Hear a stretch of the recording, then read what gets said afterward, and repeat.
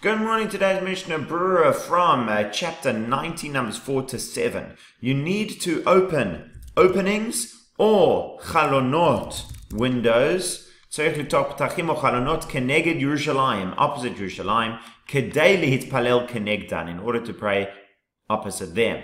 V'tov sheyeh b'beit hakneset, and it is good that there should be in the shul shneim asar chalonot, 12 windows.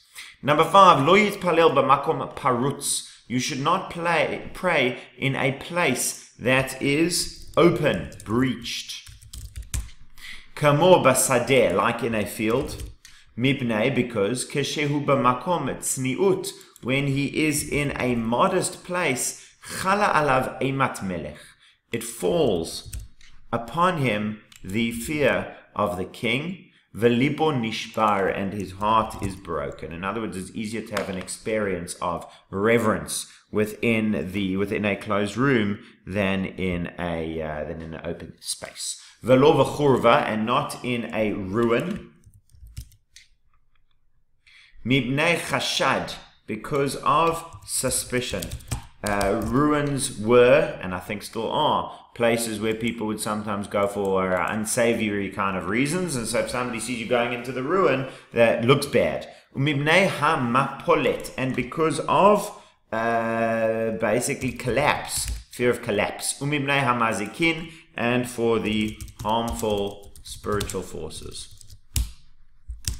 that are to be found in ruins. Number 7, velo achorei beit hakneset, and not behind the shul. Im eino machazir panav lebeit hakneset, unless he will turn his face towards the shul. V'achorei beit hakneset, and behind the shul, hu hatzad she'apetach patuach bo, that is the side that the opening is open. V'hu hefech hatzad sheponim elav hakahal keshemitpalelin, and that is the opposite of the side that the community turn towards when they pray. V'yesh mafarshim behefech, and some explain the opposite way around. In other words, there's this prohibition not to pray on that same direction, the opposite way of the shul. So some say it means you walk out of the shul, and the whole shul is facing towards the Aron Kodesh, and you're standing outside, up facing the other way of the Aron Kodesh. Some say it's the other way around. It's that you're on the outside of the shul, with the same wall as the Aron Kodesh, but facing away. Some say the opposite. It is appropriate lachush, to worry, for the words of both of them. And also when you will pray b'shar tzadin, on the other sides, chutz lebeit hakneset, outside of the shul, yesh lahachmir, you should be strict. Sheyachzor panav lebeit hakneset, that he should turn his face towards the shul. But all of this is when it is recognizable that he is turning his back to the shul. Aval, if he's praying in a house that is close to the shul, in other words, let's say that the shul shares a common wall with a home, panav keneged Eretz Yisrael, his face towards the land of Israel, karawi, appropriately. Ve'acharav lakotel beito, and his back to the wall of his home, shu kotel beit hakneset, which is the wall of the shul, mutar, that is permissible. She'einu nikar, it is not recognizable. Shemachzir panav mi beit hakneset, that he is turning his back from the shul. Now the Mishna Brura says, O chalonot, you should open openings or windows. Ve'afilu b'beit hakneset keshemitpalel lemat tzibur, even in the shul when he prays with the community. Nachon, it is correct. Lizaher bazeh, to be careful in this. V'kol shekain, how much more so, keshemitpalel b'bayit b'yechidi, when he prays in his home by himself, tetzarich lizaher bazeh lechatchila, that he needs to be careful in this in the first place. Uchere'ita be'gemara, and as it is in the Gemara, ita Aramaic for is, it is. In the Gemara, the lo yitpalel adam ela b'vayit sheyesh bo chalonot, that a person should not pray except in a room that has windows. V'afal gav detzar shiten einav lamata, even though you need to place your eyes downwards. In other words, what difference does it make if there's windows or not? You're looking down in the Osidur. As we'll see in chapter 95. Uma nafkamina. Nafkamina literally means comes out from this. It's an Aramaic phrase, but it basically means what's the difference? Ma nafkamina. What's the difference? Be'achalonot with the windows. Mikom makom. Nevertheless, keshenit batla kavanato, when his focus is literally made idle, negated. Yisa einav, he will lift his eyes, la shamayim, to the heavens, la orer, to awaken, hakavana, the focus. So the idea is that you always have the window open, so that when you are looking for, feeling like needing inspiration, you look up and you raise your heart by looking out the window. You should have 12 windows. Whatever side you want, you have 12 windows on one side, 4 windows on 3 sides, and so on.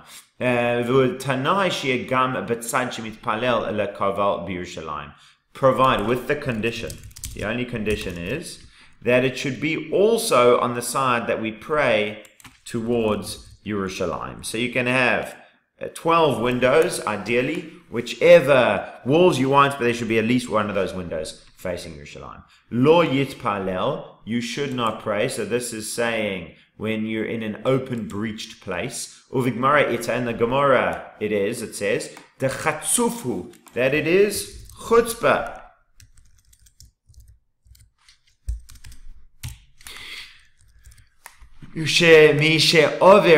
Somebody who transgresses this. The Prima Gadim writes, and therefore, if nizdamein was provided, it occurred. It just so happened that he had a house, she'ein bo chalonot, that he has no windows, uvik and in a valley, so you're not going to really see through the windows. Tov yotelit palel b'bayit she'ein bo chalonot. That you got a choice, uvika, or a valley without walls at all, just out in the valley. So this is your choice, either to pray in a room with no windows or outside in the valley. So in the valley you can at least look up to heaven. In the room you've got more of a broken heart and an awareness of Hashem. So which is better? So he says, Tov yoter, it is better lit palel b'bayit, to pray in the house, she'ein bo chalonot, even though there are no windows. But makom parutz, an open, a breached space. Vehine, and behold, lachad terutza de Tosfot, according to one answer of Tosfot, one of the commentaries in the Gemara, imu omed b'tzad derech b'makom she'en midyarei sheyafsakuhu ovrei drachim, if he is standing on the side of the road in a place that he is not afraid that they will stop him, ovrei, those who pass or travel on the roads. He's not worried about people coming and bothering while he's davening. Sharei, this is permitted. However, B'Beit Yosef, in the Beit Yosef, that's the author of the Shulchan Aruch, mema'ein b'dvareihem, he refuses their words. V'hinei av she'Magen Avraham u'shar achronim miyashvim ledivrat Tosfot, even though the Magen Avraham and the other later authorities agree with or explain, maybe is better. Justify is the best of all. Justify the words of the Tosfot. Mikom makom, and nevertheless, katvu sheba zohar mashma. They wrote in the Zohar, it implies sheyesh litpalel davka b'bayit, that you should pray davka in the house. V'ovrei drachim, and people walking on the road, lechule alma, according to everybody, mutarim litpalel b'sadeh, they are permitted to pray in the field. Umikoma, you're walking on the road or whatever else, what are you going to do? So you are actually permitted to pray in the field on that basis. Umikomakom, nevertheless, keshiyesham ilanot, when there are trees, tov yoter, it is better sheyamod sham beineihem, that he should stand there between them.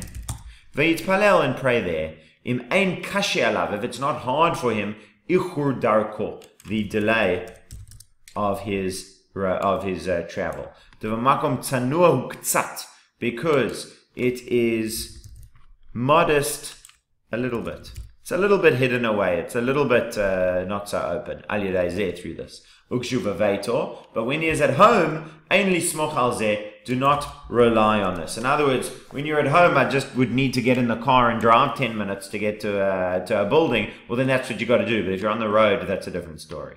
Kamor b'sadeh, like in the field, that's saying that when you can't pray in an open space, like in a field. So he's saying, a place that is surrounded by separators, even though it is not roofed, shapir dami, that's Aramaic, means he has done well. That's okay. Another place you can't pray is in the ruins. Muchach b'Gemara, it is proven in the Gemara. Demutav, it is better. Litpalel b'derech mib'churva, to pray on the road than to pray in the ruins. Those are your options. You can pray on the road, you can pray in the ruins, you'd rather go to the road.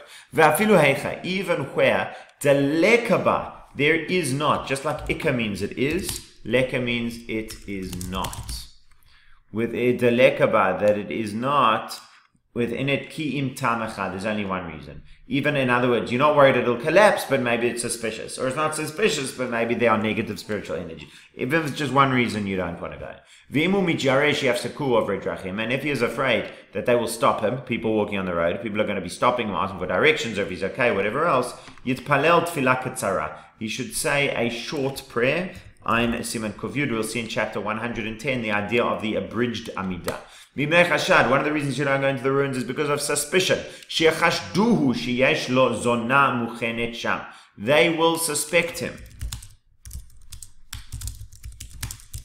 that he has a prostitute ready there, waiting for him, that there's going to be a prostitute ready, and that's why he's going into this shady area. And if the ruin is standing in a field, do not worry there about suspicion. Because a prostitute is not found in the field. People are not going to suspect he went all the way out to the field for this liaison. That would only apply to the ruins of a city. And the same rule applies if his wife is with him.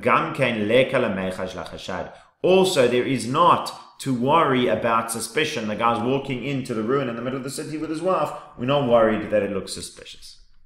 And if it is a ruin that is strong, healthy, and strong, you do not need to worry about it about collapse. And if two walk into it, do not worry about negative spiritual forces. That's only if it's one person alone. If it's two who enter it, then you wouldn't have that problem. To one person they will appear and damage. To two they will appear but not damage. To three they will not even appear. Unless you're in a place that it is known that you're accustomed there to these negative spiritual forces. Avuka means a torch, a firebrand. In other words, if somebody's walking around with a torch, then it's like two people that they may appear but they won't harm. The yareach, and the moon, keshlosha, is like having three people that they won't even appear. Lefechach, therefore, imam shnayim muter lekanes ba. If there are two, they're able to enter into it. Im hibria vechazaka v'omeret basadeh. If it is strong, healthy and strong, and it's in the field, so we're not worried about the suspicion, we're not worried about the collapse, we're not worried about the negative spiritual forces, then it's good. Now, we're talking about praying Achorei Beit HaKnesset behind the shul. V'tshuvat Yad Eliyahu, and the response of Yad Eliyahu, Siman Zayin, section 7, Katavi wrote, Denirili, it seems to me, Ma she'amru gabei mitpalel, what they said regarding somebody prays Achorei Beit HaKnesset behind the shul, Lo shayach is not relevant. Ela davka, only davka kasher hatzibur mitpalin tfilat Shmoneh Esrei. When the community is praying the prayer of the Amidah. V'gam ken mipalel Shmoneh Esrei, and he is also praying the Shmoneh Esrei. So he's saying it's not just that you can't do Baruch She'amar behind the shul, you can't do that behind the shul. We're only talking about the Amidah, and it's not even every time. It's only at the time that the community are doing the Amidah as well. V'sefer Mamre Mordechai cholek alav. And in the book of Ma'amar Mordechai, he argues with him, he has a difference of opinion. Ha-kahal, of the way of the community. Klomar, this means, Damairi, Klomar, saying, Damairi kashem mitpalel ba'otot tzad shepetach patuach sham, dainu b'tzad ma'ariv. We are davening on that side that the entrance is open, which is the western side. In Halacha, we see the east as being towards Jerusalem, so the west is, the exit. Therefore, if he turns his face towards the shul, nimtza, it comes out, it is found, that you have that side that the community is praying to. Therefore, lo nikra rasha, he is not called a wicked person. Aval, however, he turns his face from the shul, nimtza, it is found, mitpalel hefech me'atzibur, he is praying the opposite of the community.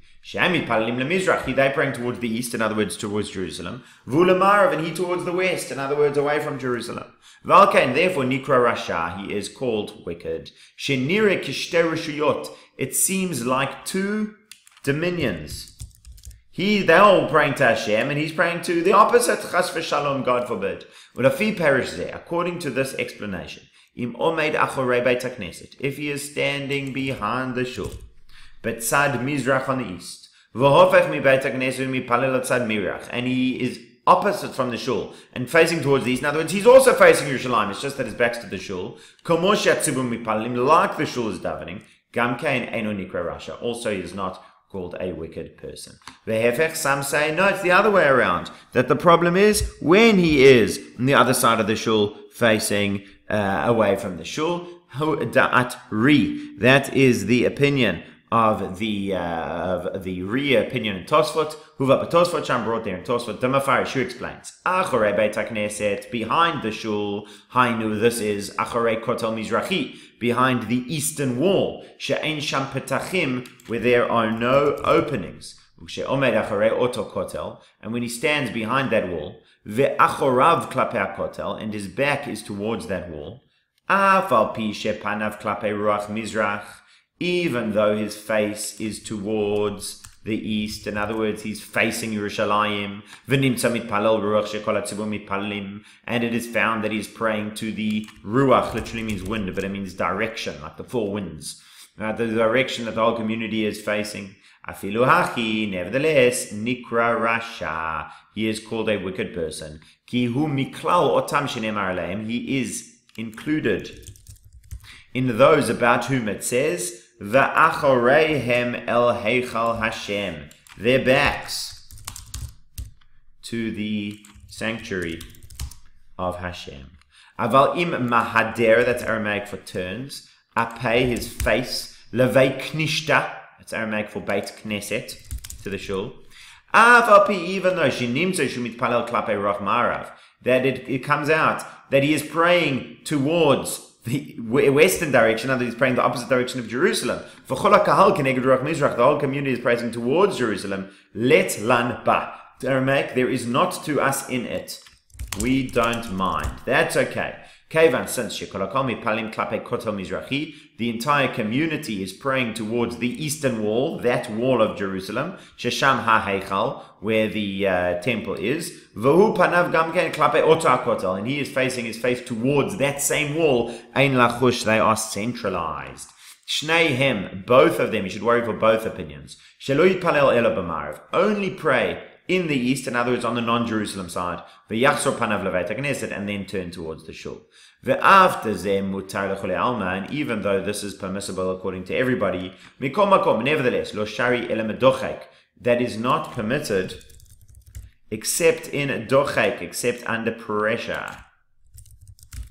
Ha, lav hachi, ha, behold, were it not so, mitzvah litpalel b'veit hakneset, it's a mitzvah to pray in shul. If there's some kind of reason or pressure why he's got to be outside, okay. But if that's not the case, then it should just be that he's davening in the shul.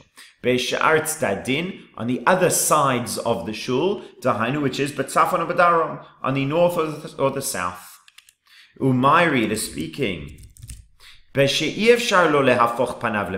it is impossible for him to turn his face to the east. Kagon, for example, there is excrement.